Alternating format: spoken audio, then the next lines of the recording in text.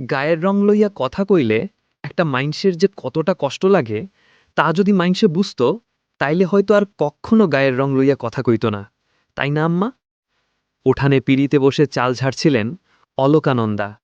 হঠাৎ মেয়ের এমন কথায় হাত থমকে যায় তার, চোখ দুটো ছলছল করে ওঠে। তবে এই দুর্বলতাকে আড়াল করে তিনি মেয়ের দিকে তাকিয়ে শক্ত গলায় বলেন, তুই আবার এমন কথা কইতেছস শ্যামা? তোরে না কইছি মাইনষের কথায় কান্না দিতে? তুই জানোস না মানুষ মাইনষের দুর্বলতাকে লইয়া কথা কইয়া মজা পায়? বাইরের মাইনষে কইলে আমার কষ্ট হয় না আম্মা, বাইরের মাইনষের কথা আমার গায়ে সইয়া গেছে। কিন্তু আমার আপন মানুষ, তারা কেন আমারে সবসময় খোটা দিয়া কথা কয় আম্মা? কথার আঘাত যে সবচেয়ে বেশি ব্যথা দেয় আম্মা। দেহের আঘাতে না মরলেও কথার আঘাতে বারবার মরি আমি। আমি কি আর নিজে থাইকা কালা হইছি? ওই আল্লাহ তো আমারে কালা বানাইছে। মেয়ের কথার পরিপ্রেক্ষিতে কি বলবে বুঝতে পারে না অলকানন্দা। গত ১৯ বছর ধরে তো অনেক কিছুই বলেছেন তিনি, কিন্তু কারোর ভাবনার কোনো পরিবর্তন হয়েছে কি? না, হয়নি। আচ্ছা, মানুষের গায়ের রংটাই কি সবকিছু? অলকানন্দা বলেন, শোন শ্যামা, একখান কথা সবসময় মনে রাখবি। আল্লাহ কাউরে অসুন্দর বানায় না, মানুষ মাইনষের অসুন্দর বানায়। আর ক্যাডাই কয় তুই কালা?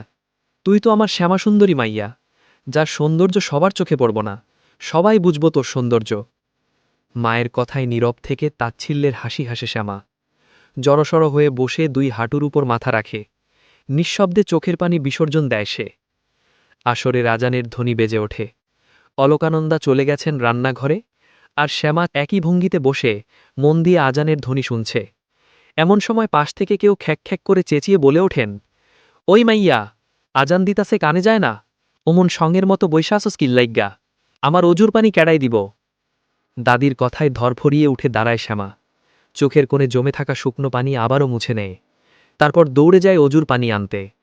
পানি নিয়ে ফিরে এসে দেখে দাদি কলপারের বাইরের কাঠের তক্তার উপর বসে আছেন, কপালে ভাঁজ এবং চোখ মুখে একরাশ রাগ নিয়ে। শ্যামা ভয়ে ভয়ে দাদির সামনে গিয়ে অজুর বদনাটা এগিয়ে দেয়। এমন সময় কাকুরি বুড়ি, অর্থাৎ শ্যামার দাদি তিরস্কারের সুরে বলে ওঠেন, এই মাইয়া, তোর তো চেহারার কোনো শ্রী নাই, তার উপর আবার সারাটা দিন এমন ব্যারামি, অসুস্থ, মাইনষের নাকান ঝিম ধইরা থাকস। তোর যে কি হইব ক্যাডায় জানে। আইজ মোকলেস মিয়া বাড়িয়া হুক, তারপর তোর একটা দফারফা কইরাই ছাড়মু। তোরে আর সহ্য হইতাছে না আমার। দাদির কথায় শ্যামার বাড়িয়ে দেওয়া হাত থমকে যায়। গলার শব্দ রুদ্ধ হয়ে আসে, যেন গলায় নিঃশ্বাস আটকে গেছে। দলা পাকিয়ে আছে শ্বাসটুকু। দু চোখ ছলছল করে ওঠে। তবুও মাথা নিচু করে নিজেকে নিজেই সামলে নিয়ে পানির বদনাটা এগিয়ে দেয়। এমন সময় বাড়ির দেউড়ির কাছ থেকে কেউ উচ্চস্বরে ডেকে ওঠেন, কই গো মুকলেস মিয়া, বাড়িতাসনি? শ্যামার দাদির চোখ চকচক করে ওঠে। তিনি উত্তেজিত হয়ে বলেন, ওই সৈয়দ ঘটক আইসেছে। ওই সৈয়দ, এইখানে আয়। মুকলেস বাড়িত নাই, তোর লগে আমার কথা আছে, আয়। সৈয়দ ঘটকের কথা শুনে শ্যামা ধক করে ওঠে। এক দৌড়ে চলে যায় রান্নাঘরের দিকে আম্মার কাছে। শ্যামাকে এইভাবে দৌড়ে পালাতে দেখে কাকুরি বুড়ি মুখ বাঁকিয়ে দাঁতে দাঁত চেপে বলে ওঠেন, মাইনষের ঘরে এমন মাইয়া জন্মায় নাই যারে লুকাইয়া লুকাইয়া রাখন লাগে। এরপর সৈয়দ ঘটকের উদ্দেশ্যে বলেন, ওই সৈয়দ, এই মাইয়াটারে যত তাড়াতাড়ি সম্ভব আমার বাড়ির থাইকা বাইর করার ব্যবস্থা কর। হ্যাঁ, ওরে যা সহ্য হইতাছে না আমার। কি করমু কও খুড়ি, তোমাগো মাইয়ার যে গায়ের রং, তাতে তো সম্বন্ধ নিয়ে যাওন আগেই সেই সম্বন্ধ ভাঙ্গে যায়। গায়ের রঙের কথা শুনলে না কইরা দেয় সবাই, দেখার হেতু প্রকাশ করে না। তোমাগো বাকি দুইটা মাইয়ার মতো গায়ের রং হইলে তো পাত্রের লাইন লাগাইয়া দিতে পারতাম। এইটারে বাদ দিয়ে আগে ছোটটার বিয়া দাও, তারপর এইটার ব্যবস্থা করা যাইবনে। কি কস? আমি আমার ময়নারে এখন বিয়া দিমু না, আগে এই আপত্তারে বিদায় করমু, তারপর আমার ময়নারে অনেক বড়লোক বাড়িতে বিয়া দিমু। তুই এখন যা, ওইটার একটা ব্যবস্থা কর। সৈয়দ ভারী শ্বাস ফেলে হতাশা প্রকাশ করে বলেন, আচ্ছা খুড়ি, আমি দেখতাছি কি করবার পারি, এখন আসি।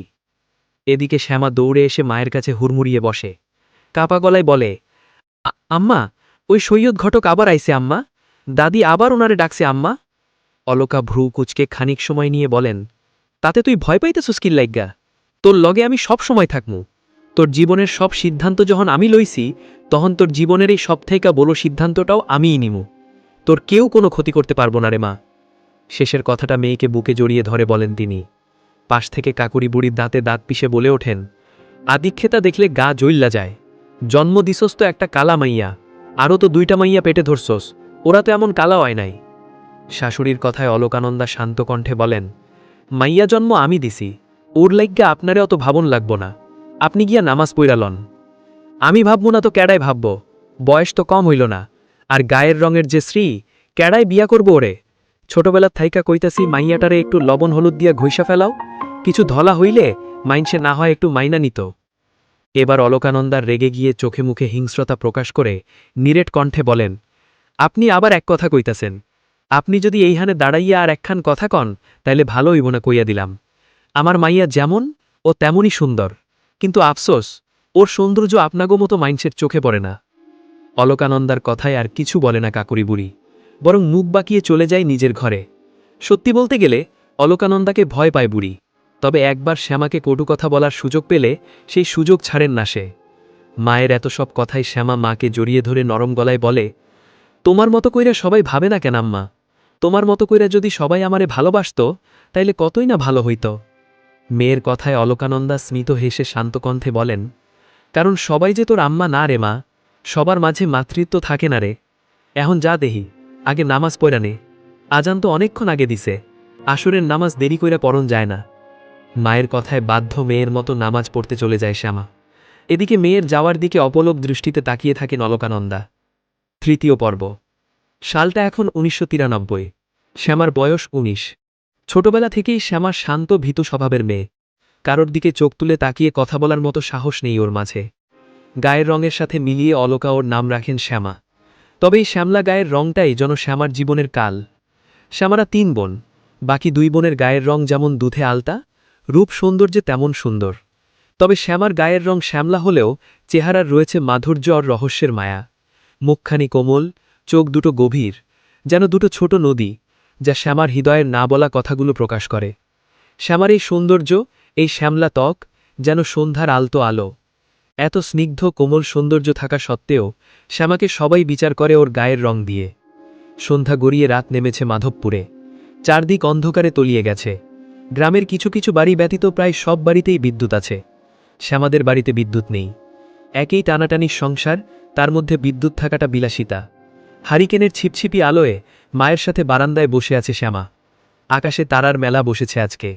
শ্যামা বাচ্চাদের মতো সেই তারা গুনে হিসাব মেলাতে ব্যস্ত। এদিকে মেয়ের ছেলেমানুষি দেখে মিটিমিটি হাসছেন অলকা। এমন সময় উঠানে কারোর পায়ের শব্দ শুনে অলকানন্দা উঠে হারিকেনের আলো বাড়িয়ে দিয়ে এগিয়ে যান। আজকে আইতে এত দেরি হইল যে? এদিকে বাবার উপস্থিতি টের পেয়ে গুটিয়ে যায় শ্যামা। কালো বলে ওর বাবাও তো ওকে কম অবহেলা করে। বাবার কোলে কখনো উঠেছিল কিনা তাও জানে না শ্যামা। বড় আপা রূপা আর ছোট বোন ময়নাকে বাবা অনেক আদর করে, কিন্তু শ্যামা ওর দিকে তো ফিরেও তাকায় না। এই বাড়িতে একমাত্র মা আর বড় আপাই শ্যামাকে ভালোবাসত, কিন্তু বড় আপার বিয়ের পর একটা ভালোবাসার মানুষ কমে যায় শ্যামার জীবনে। এই বাড়িতে মা ছাড়া ওকে আর কেউ ভালোবাসে না। ছোট বোন ময়নাও ওকে দেখে তাচ্ছিল্য করে। বড় আপা আর ছোট বোনের মাঝে থেকে শ্যামা নিজেকে শুধু একটা অস্তিত্ব মনে করে। অলকানন্দার কথায়ের উত্তরে শ্যামার বাবা বলেন, দেরি হইব না, আইসকা মুকুন্দপুরের আড়তে গেছিলাম, হেল্লাইগা দেরি হইছে, দে আমার গামছাটা, গোসল কইরা আহি।